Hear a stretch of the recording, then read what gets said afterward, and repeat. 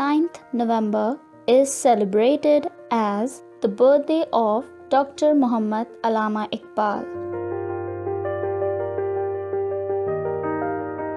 The day was a public holiday in all provinces and federal administrative areas of Pakistan.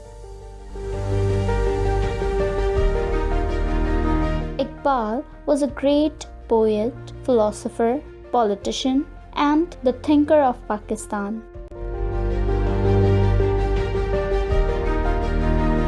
He was the great inspiration for Pakistan movement. Iqbal was born on 9 November 1877 in Sialkot within the Punjab province of British India, that is now in Pakistan.